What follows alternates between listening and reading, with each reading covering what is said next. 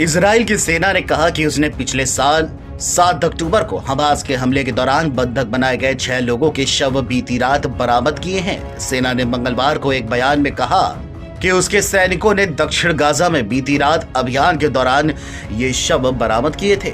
सेना के मुताबिक मृतकों की पहचान यागेव मुस्ताफ, अलेक्जेंडर, योराम, नदाव और हाइम पेरी के रूप में हुई है।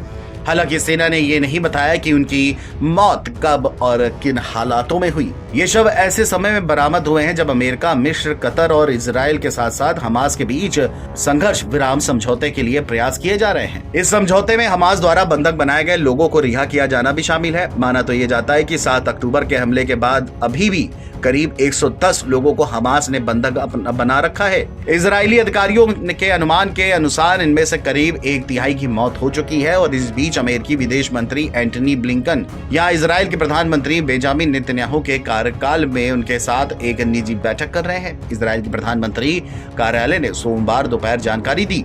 नेतन्याहू के कार्यालय ने कहा, इसके बाद एक विस्तारित बैठक आयोजित की जाएगी जिसमें सामरिक मामलों के मंत्री, प्रधानमंत्री के चीफ ऑफ स्टाफ, राष्ट्रीय सुरक्षा परिषद के उपनिदेशक, प्रधानमंत्री के सैन्य सचिव, विदेश नीति सलाहकार, बंधकों और लापता लोगों के लिए समन्वयक और इजराइल में अमेरिकी राजदूत और प्रधानमंत्री के प्रवक्ता भाग लेंगे। ब्लिंकन मिस्र और इजराइल की 3 दिवसीय यात्रा पर हैं। उनकी इस यात्रा का उद्देश्य मिस्र और कतर के समर्थन से अमेरिका द्वारा पेश प्रस्ताव के माध्यम से युद्ध विराम और बंधकों तथा बंदियों की रिहाई के लिए समझौते की दिशा में वॉशिंगटन के गहन कूटनीतिक प्रयासों को आगे बढ़ाने के रास्ते खोजना है। अमेरिकी विदेश मंत्रालय ने पिछले सप्ताह कहा था कि इस प्रस्ताव से गाजा में युद्ध विराम हो जाएगा, सभी बंधकों की रिहाई सुनिश्चित हो जाएगी।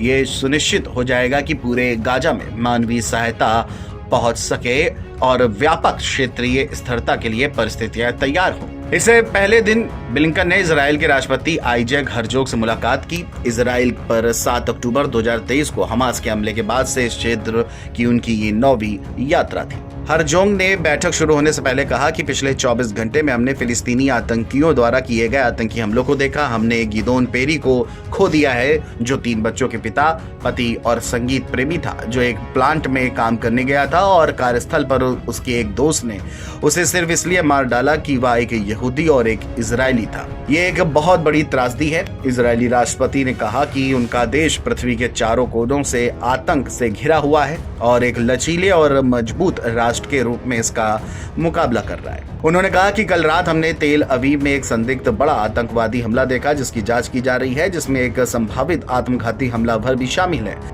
आज सुबह हमारे सैनिकों पर यारा में हमला किया गया। यारा लेबनान की सीमा पर है। हिजबुल्ला आतंकवादियों ने ड्रोन से हमला किया और कुछ ऐसी जानकारी है कि कुछ लोग हताहत भी हो सकते हैं।